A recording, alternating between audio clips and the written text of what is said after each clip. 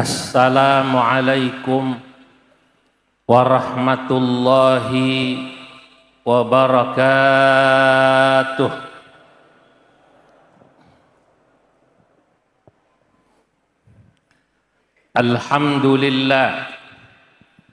Alhamdulillahilladzi faddala al-ulama bisyarafil izzi was-safa wa asyraqa qulubahum wa uqulahum bi anwaril baha.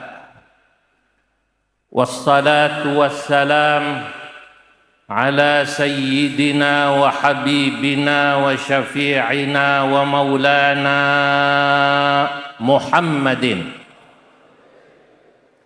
sayyidil anbiya wa imamil atqiya wa mir'atil awliya wa yambu'i ulumil ulama wa mu'tamadi futuhil awliya wa ala alihi wa ashabihil asfiya wattabi'ina lahum bi ihsan taraku lana ma'arifahum wa turrathahum al-gharra wa-tharra, amma ba'du. Hadratal muhtaramin, para alim ulama, para habaib, wabil khusus panjenenganipun Romo Kiai Haji Ahmad Said bin Kiai Haji Armia bersama Romo Kiai Haji Hasani bin Kiai Haji Armia selaku sahibul majlis, pengasuh pondok pesantren At-Tauhidiyah Giren, yang mengundang Al-Fakir sejak beberapa bulan yang lalu. Dan alhamdulillah hari ini saya dapat memenuhi undangan beliau. Satu kehormatan baik secara pribadi maupun atas nama pengurus besar Nahdlatul Ulama hadir di majlis haul dan majlis Rajabiyah yang mulia ini. Al-Mukarramun, para habaib, para kiai yang hadir, di antaranya Al-Habib Abdurrahman bin Abdullah bin Abdul Qadir Al-Faqih bil Faqih, Habib Abdullah Bagir bin Ahmad Al-Attas Pekalongan, Habib Muhammad bin Muhdar Al-Habsyi, Habib Ahmad Al-Muhdar Situbondo, Habib Jindan bin Naufal bin Salim bin Jindan Jakarta, Habib Mahdi bin Abdurrahman Al-Attas Jakarta, Habib Abdullah Al-Jufri, Habib Muhammad bin Sehan Al-Jufri, Habib Haidar Baagil, Habib Ali Zainal Abidin Al-Kaf Jakarta. Tentu hadir di sini bersama kita Wakil Gubernur Jawa Tengah, putra guru kita Kiai Haji Taj Yasin Maimun,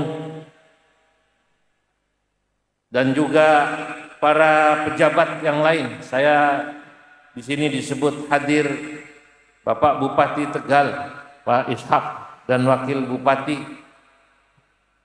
Pak Ahmad Khalid, dan para kiai, masyayikh yang saya mohon maaf tidak bisa menyebut satu persatu namanya. Insyaallah tidak mengurangi rasa hormat saya. Pagi yang mubarak ini alhamdulillah kita bersyukur dapat hadir haul ulama besar. Hadirnya puluhan ribu masyarakat pada pagi hari ini dan juga ratusan ulama yang hadir pada pagi hari ini itu menunjukkan kebesaran seseorang. Manaqib yang tadi dijelaskan, dibacakan oleh putra beliau, itu sudah menunjukkan betapa besarnya, betapa karamahnya Mbah Kiai Haji Said bin Kiai Armia. Tentu Kiai Hasani tadi menyingkat. Kalau dijelaskan semua tidak cukup waktu untuk menjelaskan bagaimana karomahnya Mbah Kiai Haji Said Armia. Tapi saudara-saudara hadirin yang dimuliakan Allah, walaupun ini ibarat matahari di siang hari yang sangat terang, karomahnya Kiai Said, Mbah Kiai Said bin Kiai Armia, jangan heran kalau di luar sana masih ada saja orang yang tidak percaya dengan karamah beliau. Betul apa tidak? Orang besar itu,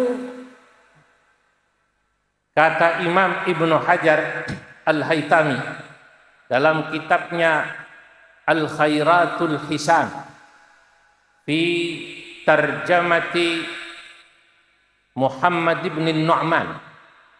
Jadi ada seorang ulama madhab Syafi'i namanya Imam Ibnu Hajar Al-Haytami, penulis kitab Tuhfatul Muhtaj, tapi menulis biografi Imam Abu Hanifah namanya Al-Khairatul Hisan. Orang besar itu justru orang yang memang seringkali dipro dan kontrakan. Ada yang seneng, ada yang nggak seneng. Dari wong Tegalku kayak kue. Jadi kalau ada orang yang seneng, ada yang nggak seneng, itu biasanya itulah cirinya orang besar. Dulu NU punya tokoh besar, jadi presiden. Wong Tegal masih emot, masih ingat. Siapa? Gus Dur. Gus Dur ada yang pro, ada yang kontra. Itu orang besar itu begitu cirinya. Kata Imam Ibnu Hajar Al-Haytami dalam kitabnya Al-Khairatul Hisan, yustadallu an nabahatir rajuli bitabayunin nasi fihi. Orang besar itu bisa kita ketahui ketika orang ada yang pro dan kontra pada yang bersangkutan. Ala tara anna aliyan karramallahu wajha afraqa fihi muhibbun wa abghadha fihi wa farata fihi mubghidun. Tidakkah kau tahu, kata Imam Ibnu Hajar Al-Haytami, kurang besar apa Imam Ali karramallahu wajha, tapi tetap saja ada yang pro, ada yang kontra. Sing sengit akeh, sing pro seneng akeh. Kita tahu karena pro kontra tentang Sayyidina Ali karramallahu wajha, nanti dalam sejarah Islam kita mengenal ada kelompok Syiah. Dalam sejarah Islam ada kelompok Khawarij. Dalam sejarah Islam kita mengenal ada Ahlus Sunnah wal Jamaah. Wong Tegal ke melu ndi? Ahlus Sunnah wal Jamaah.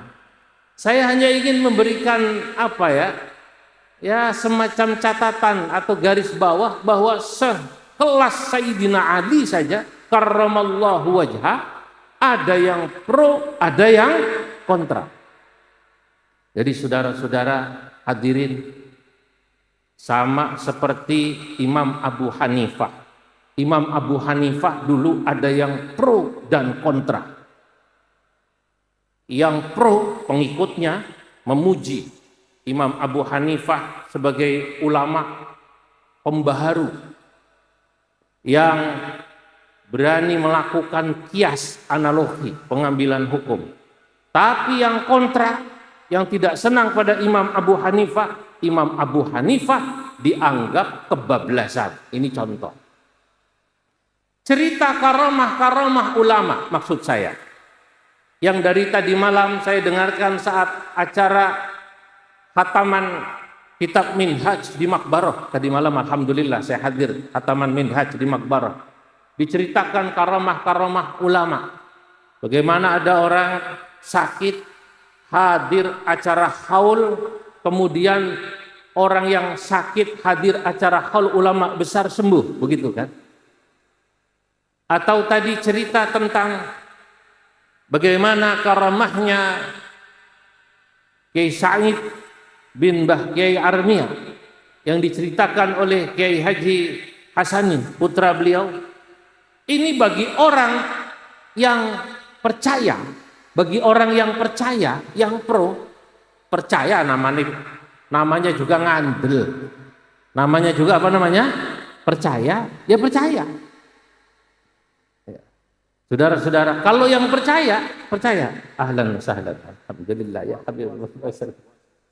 Masya Allah. Kalau yang percaya, ya mantep. Pokoknya saya kalau acara haul hiren harus datang. Begitu, betul atau tidak? Ya, yang percaya begitu. Ya, termasuk saya. Saya termasuk yang percaya bahwa saya sudah rembukan nama teman saya. Ini mau hadir di Giren ini. Waktu saya hadir acara pernikahan putranya teman saya yang sekarang jadi Menteri ATR BPN, Pak Nusron Wahid. Saya bilang saya hari Sabtu pagi harus hadir haul di Giren. Nanti maghrib saya harus hadir di kediaman Pak Nusron Wahid karena ngaji rutin kitab Mafahim Yajibu Antusahha. Itu pula rutin ba'da maghrib. Saya bilang saya ngaji dulu, saya mau hadir, hormat hadir haul Giren. Ya sudah kalau gitu Kiai, datang ke Giren dulu, nanti baru ba'da maghrib ngaji rutin. Saya percaya, insya Allah saya hadir di sini bukan untuk memberi tausiah, bukan. Saya ingin dapat barokah dan karamah dari majelis yang mulia ini, yakni majelis Isra dan Mi'rajnya Nabi Muhammad sallallahu alaihi wasallam dan majelis haulnya ulama besar Mbah Kiai Haji Sa'id bin Armia. Kalau saya nanti duduk di sini nih, bersama para habaib, nanti ada saja di luar sana yang membuli. Paham apa tidak?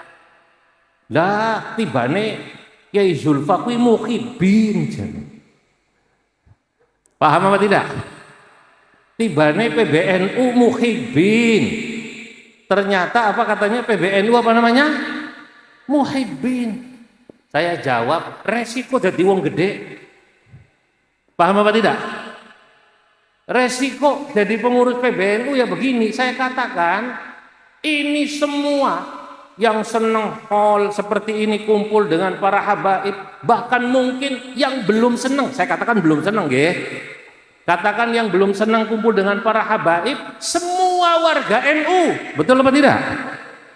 PBNU ya harus menaungi semuanya. Setuju?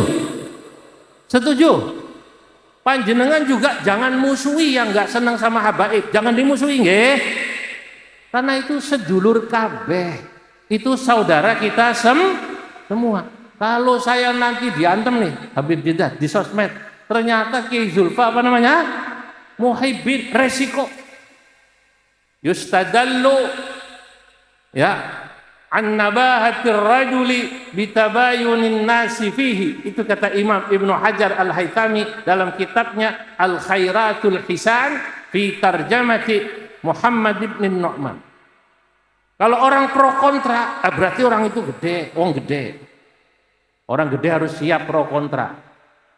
Kalau saya, kalau Gus Yasin, kalau Pak Bupati wong gede mau duduk ya? Oh gede, Pak Ishak. Pak Bupati saya, Gus Yasin, wayo. Misalnya apa tenanan Pak Bupati? Kok amin ya?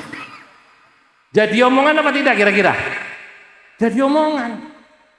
Orang gede harus siap jadi apa namanya? Omongan.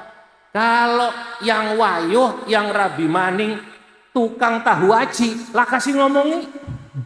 Betul apa tidak? Nah itulah.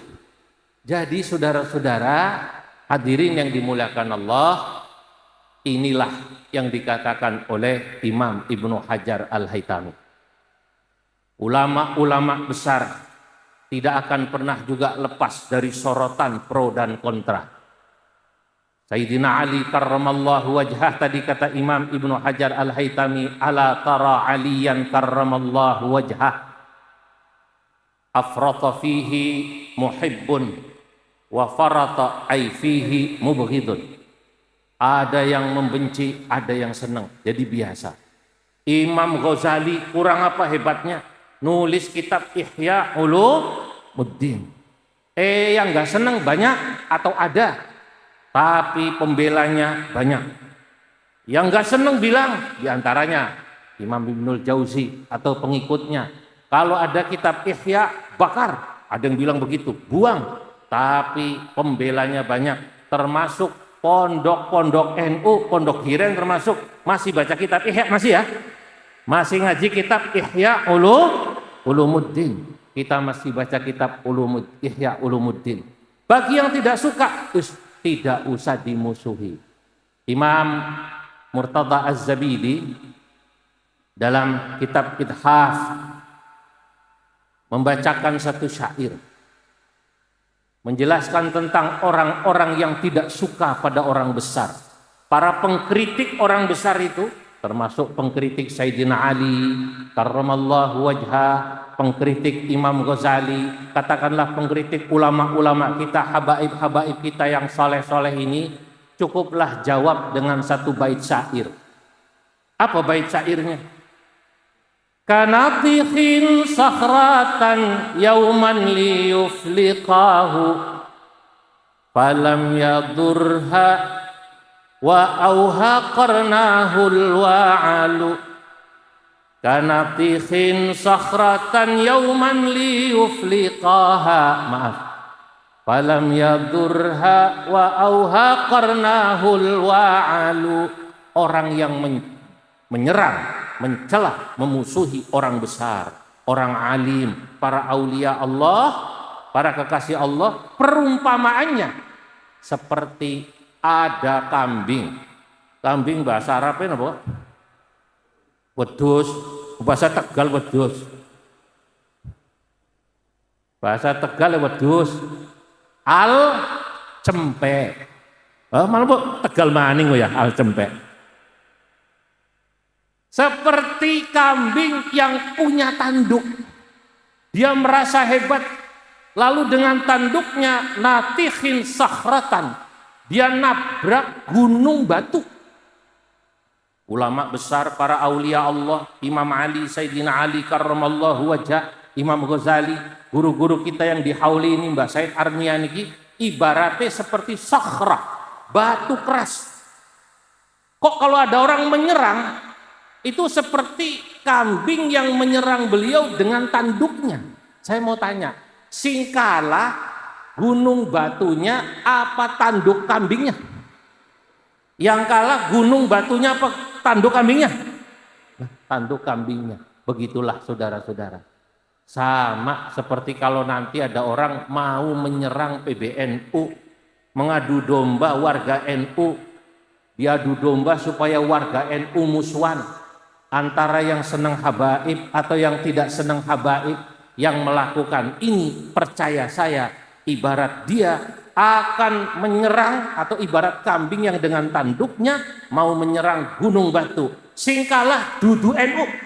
Yang kalah bukan Nahdlatul Ulama, bukan warga NU. Yang kalah mereka yang mencoba menyerang Nahdlatul Ulama. Paham? Lah, saudara-saudara, niki yang pertama. Kedua, hadir kita di sini semakin menegaskan bahwa kita ini hidup sebagai manusia. Kita harus menyelaraskan antara menggunakan akal kita dengan rohani atau spiritual kita. Kadang-kadang dalam hidup para hadirin, akal itu ada batasnya. Allah Subhanahu wa ta'ala memang menciptakan akal, tapi akal kita ada batasnya, kemampuannya. Untuk memahami kehidupan ini, apa yang Allah ciptakan pada kita, ada batasnya.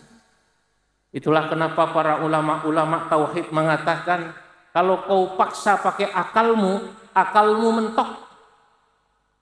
Al-ajzu an darkil idraki idrakun. Tapi ketika akalmu mentok, tidak bisa menemukan, sesungguhnya kau sudah menemukan ada keterbatasan pada dirimu. Akal kita ini, kalau kita bicara tentang zat Allah, nggak nyampe. Kita ngaji di sini di Pondok At-Tauhidiyah, ngaji kitab Tauhid sifat 20 yang tadi dijelaskan Kiai Hasani, bahkan ngaji Ummul Barohin, itu tetap saja kemampuan akal kita memahami Allah Subhanahu wa Ta'ala ada keterbatasan. Lah, disitulah ada yang kedua yang harus kita pakai. Apa? Spiritualitas, keimanan, rohani. Hadir di majelis-majelis haul semacam ini, kumpul dengan para ulama semacam ini pada saat-saat kita kemudian punya akal nggak nyampe, kita pakai iman kita. Yang hadir, saya mau tanya, ada apa tidak yang hadir ini yang utangnya banyak? Ada apa tidak? Ngacung. Di wonge teko. Hah? Itu ngacung siji, jujur. Utangnya akeh.